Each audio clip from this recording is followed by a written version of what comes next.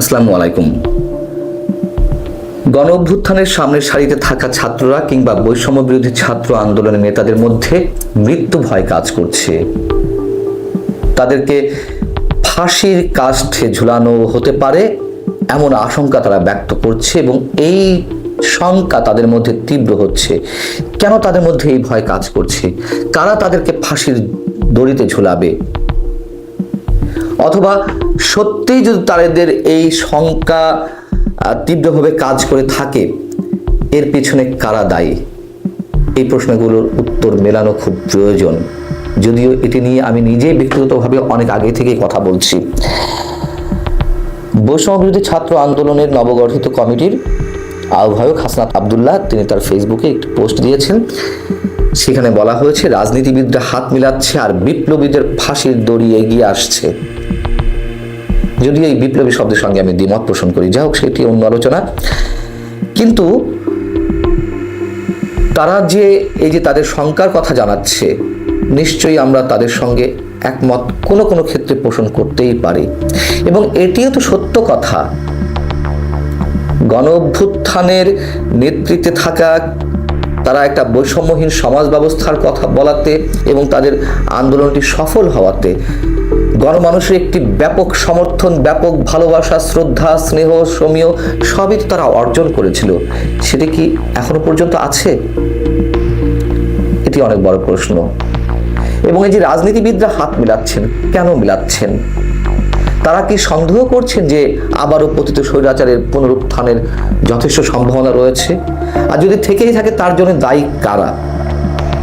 রাজনীতিবিদরা নাকি বর্তমান সরকার এবং ছাত্ররা? অবশ্যই এই প্রশ্নগুলোর উত্তর মেলানোর সঙ্গে সঙ্গে হাসনাত আবদুল্লাহ যে কথাটি বলেছেন তার সেই আবেগের সঙ্গে আমরা সমব্যথী।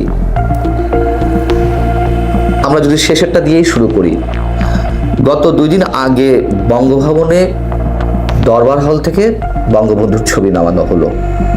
71-এর ইতিহাসকে প্রশ্নবিদ্ধ করা হলো এবং কথায় কথায় তারা যে বলছে যে 71-এর চেতনা থেকে আমাদেরকে পিছনে ফিরে যেতে হবে, 47-এর চেতনা, 47। আবার 71-এর চেতনার উপরে তাদের যে 24-এর চেতনাকে স্থান দেওয়ার একটা আপ্রাণ চেষ্টা, 72-এর সংবিধান ছুঁড়ে ফেলতে হবে, 24-এর চেতনায় সংবিধান রচনা করতে হবে, 24-এর চেতনাকেই সবকিছুর উপরে স্থান দিতে হবে। এগুলো কি মানুষ ভালো চোখে নিচ্ছে? তারা যে কথায় কথা নানান একটা অস্থির প্রক্রিয়ার মধ্য দিয়ে বিভিন্ন দাবি দাওয়া আদায়ের চেষ্টা করে আসছে বা করছে, আদায় করছে, একটা মব ক্রিয়েট করে তারা একটা ভয়ের পরিবেশ সৃষ্টি করছে, সরকারের উপরে চাপ প্রয়োগ করছে। এটা কি মানুষ ভালোভাবে নিচ্ছে? গণতন্ত্র হত্যার সঙ্গে বিভিন্ন রাজনৈতিক দল বা কোনো রাজনৈতিক দল যে অতপ্রতভাবে জড়িত, ফ্যাসিবাদের সঙ্গে তাদের সম্পৃক্ততা তা আমরা জানি। কিন্তু তারা যে প্রক্রিয়ায় সেই দলগুলোর কোনোটির অফিসে আগুন জ্বালিয়ে দিল, ভাঙচুর চালালো, সেটা কি মানুষ সহজভাবে নিচ্ছে? তারা সরকারের সহযোগিতায় একটি রাজনৈতিক দল গঠন করতে চায়, এই বিতর্ক এর মধ্যে জন্ম উঠেছে। তারা একটি কিংস পার্টি গঠন করতে চায়, তারা বিভিন্ন এলাকায় এর মধ্যে পুলিশের সাপোর্ট নিয়ে গেছে, পুলিশি প্রহরায় গেছে। এটা কি মানুষ ভালো চোখে নিয়েছে? এবং মানুষের মধ্যে যে ধারণা জন্ম হয়েছে যে তারা একটা শক্তির অহমিকা প্রদর্শন করছে,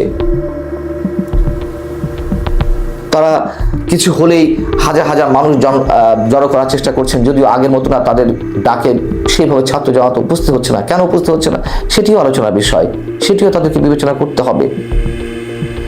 এবং এই যে তিনি বলেছেন যে রাজনীতিবিদরা হাত মিলাচ্ছেন, আওয়ামী লীগকে নিষিদ্ধের দাবি উঠেছে, ছাত্রলীগকে নিষিদ্ধ করা হয়েছে, তার মধ্যে সেটিকে অনেক রাজনৈতিক দলই গ্রহণ করতে পারেনি। যদি কারোর বিরুদ্ধে স্পেসিফিক অভিযোগ থাকে, গণহত্যা কিংবা অন্যান্য দুর্নীতি বা যে কোনো অভিযোগ, তার বিরুদ্ধে নির্দিষ্ট আইনি মামলা করে তাকে বিচারের আওতা আনা যেতে পারে। আওয়ামী লীগ নিষিদ্ধের বিষয়ে দাবি উঠেছে, বিএনপি সরাসরি বিরোধিতা করেছে। এবং এটা যারা বোদ্ধা, যারা রাজনীতি সচেতন রাষ্ট্রবিজ্ঞানী, তারা তো বলছেন যে কোনো রাজনৈতিক দল নিষিদ্ধ করে খুব বেশি সুফল পাওয়া যায় না, কোনো মতাদর্শকে এইভাবে অবদমিত করে রাখা যায় না। কিন্তু ছাত্রদের মধ্যে থেকে এই সব বিষয়ে যা কিছু উল্লেখ করলাম, তার মধ্য থেকে তাদের যে প্রতিক্রিয়া, শক্তি প্রদর্শনের একটি চেষ্টা, এর মধ্য দিয়ে মানুষের মধ্যে একটা আতঙ্কের পরিবেশ সৃষ্টি হয়েছে।